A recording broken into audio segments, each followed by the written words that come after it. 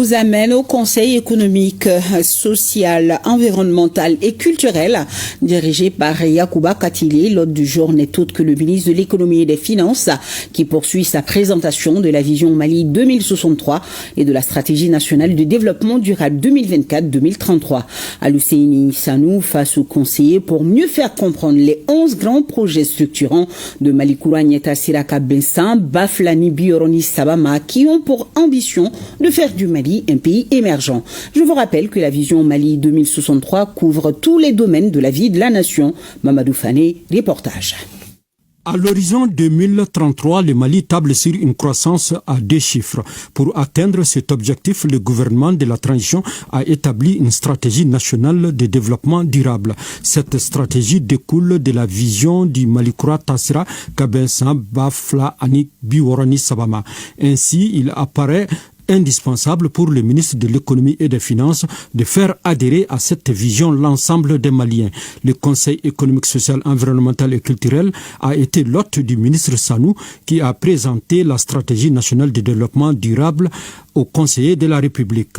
Nous avons estimé, avec toujours l'impulsion du président, de pouvoir rencontrer l'ensemble des acteurs pour pouvoir donner une plus large aperçu donc, de la vision et de la stratégie nationale pour l'émergence et le développement durable 2024-2033 afin que tout le monde, tous les acteurs, toutes les personnes impliquées puissent se sentir davantage concernés et que nous puissions vraiment ensemble œuvrer pour la réussite de sa mise en œuvre. Aujourd'hui, c'était le tour donc, du Conseil économique, social, culturel et environnemental. 11 projets structurants sont retenus pour rendre le Mali assez fort et solide. Il y a 11 projets structurants qui concernent l'ensemble de la vie de la nation. Le projet qui veut dire Dunkafa, ça veut dire que nous ambitionnons de nourrir la sous-région, le Mali, la sous-région. Le projet, par exemple, comment mieux vivre à Bamako et dans les capitales régionales.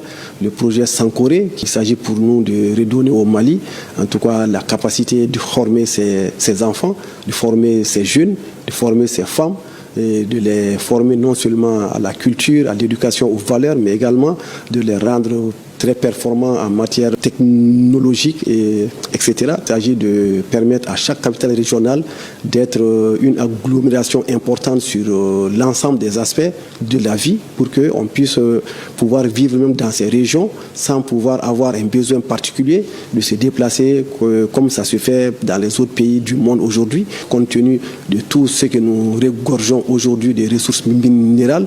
Après questions-réponses, les conseillers de la République se disent mieux imprégnés de la stratégie nationale de développement durable et entendent apporter tout leur soutien à ce document. Les discussions tenues autour de la vision Malikoura 2023 de la stratégie nationale pour l'émergence et le développement durable 2024-2033 ont été riches, franches et porteuses d'espérance. Elles traduisent l'engagement collectif à bâtir un Mali solidaire, prospère, émergent et durable.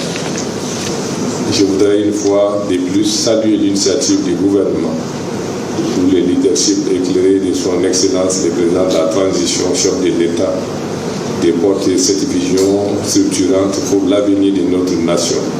La rencontre a été l'occasion pour le ministre de l'économie de remettre le document de la stratégie nationale de développement durable au président du Conseil économique.